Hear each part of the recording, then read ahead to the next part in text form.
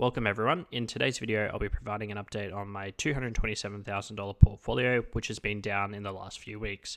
Additionally, we'll discuss some of the important earnings calls for two companies I talked about earlier this week, Palo Alto Networks and Moody's. Then we'll discuss the proposed Netflix-Warner merger and the drama surrounding that. And finally, Google, which is a company I'm invested in, has released a new product competing with Adobe, which is also a company I'm an investor in. Lots to talk about, so let's jump straight into it. Starting off with our core portfolio, which is down about $7,000 to just about $145,000. And you might be wondering, looking at this list of companies, why has this gone down so much, given almost all the companies on this list have delivered strong results over the last quarters and the last couple of years? Well, the first thing to note is that Google represents a very, very large amount of my portfolio, given how much it's grown and given the opportunities I've taken to accumulate in the stock over the last 5 or so years. So we're super overweight Google, which means that any dip can drag the entire portfolio down. Even in my non-core portfolio, this represents around 23% as well. So any small movement can have a big change. So that's what's been happening over the last quarter. A lot of investors are taking their profits and investing into stocks like Amazon and Meta. And while I won't necessarily be investing more into Google at the current valuation, I also don't believe it is significantly overvalued enough to justify a sale, and also the tax implications that come with that. I'm personally still very confident with management's delivery, despite some concerns over capex, and I also believe that this company will continue to do well into the future. Now, moving on to my software stocks, which include Salesforce, Adobe, and Gitlab. And honestly, there's nothing really new to talk about here. I think everyone's talked to death about the Saas-pocalypse, so I don't really think there's anything new or interesting I can add to that debate.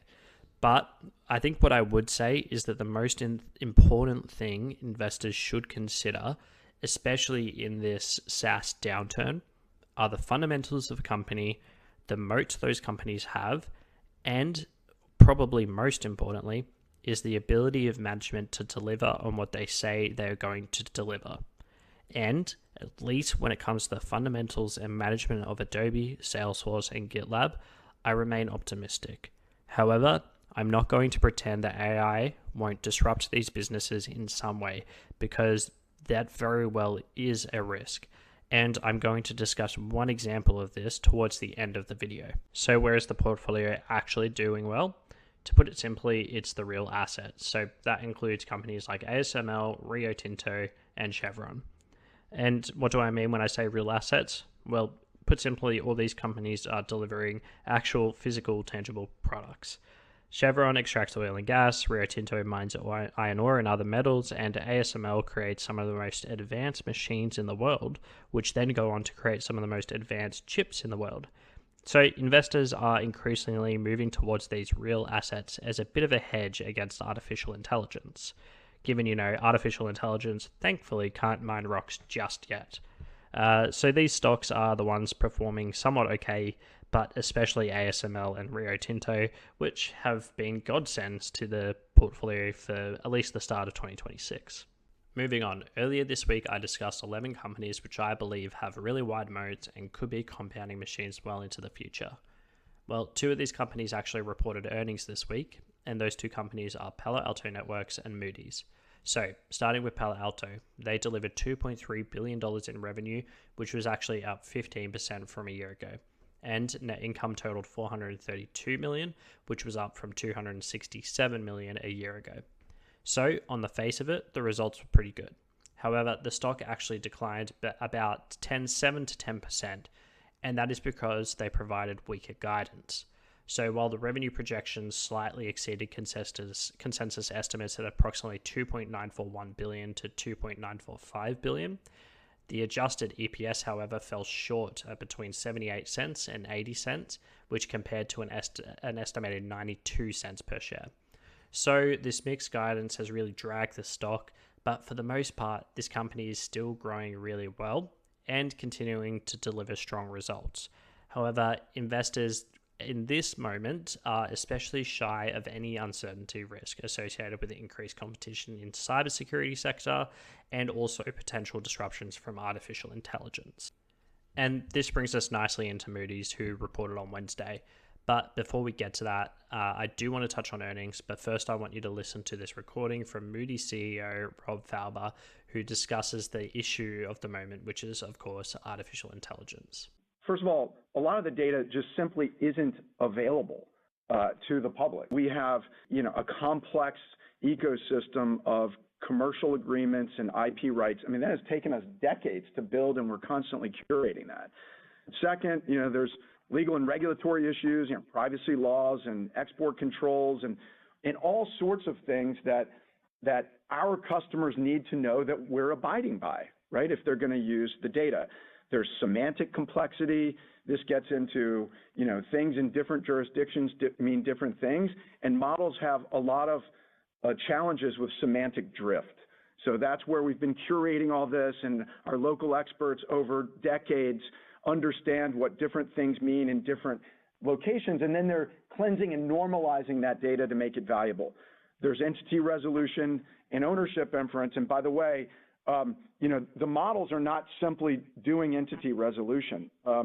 That is a really important thing to be able to resolve against the right entity.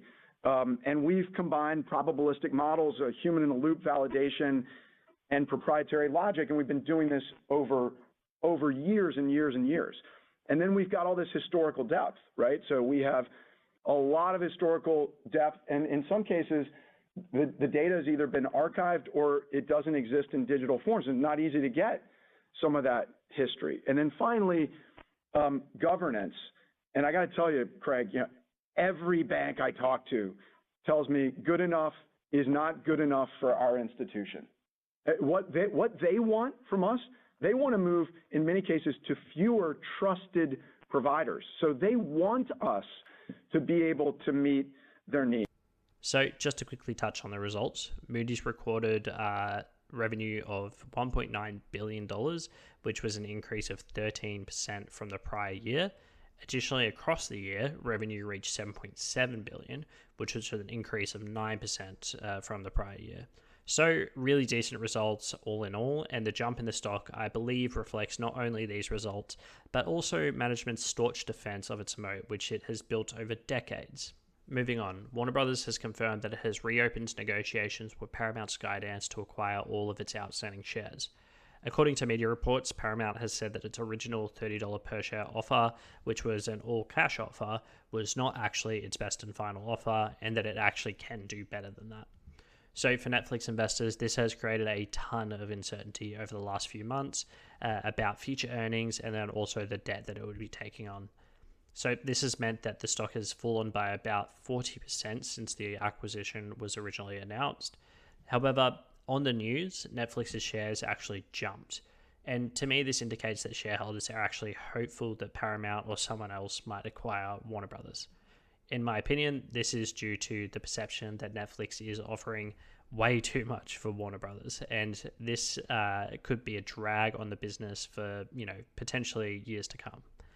So in terms of next steps, Warner has said that it will have a special meeting of its shareholders on March the 20th to consider the offers. But I think importantly, if Netflix does think that this is still a good deal, its original agreement with Warner will allow it to actually meet Paramount's offer. But I think importantly, all this has created a bit of a buying opportunity for investors who are interested in Netflix. And while I still think the issue has some time to run, it will nevertheless be one to continue to watch over the next months or so. And finally, Google Labs has released a new product called Photoshoot, which some are calling the new Adobe killer. It will allow brands to use a single image of their product to create what they say are high-quality customized product shots for use in marketing. I'm an investor in both Google and Adobe, so let's quickly check it out.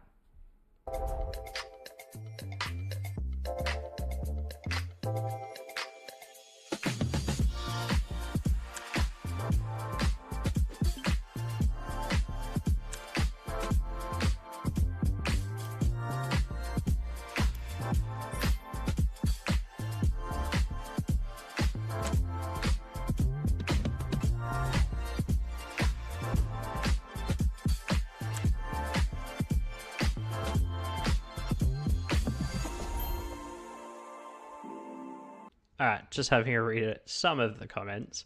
So we've got here Clouseau Investments that says F Adobe in quotation marks. At Grok does this replace Canva.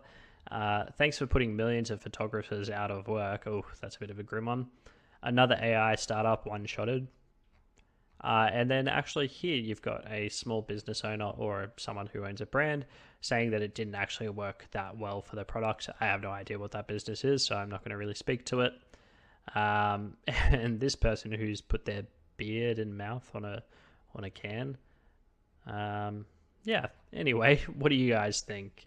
I think that's it for this video. Thank you guys, and I'll see you in the next one.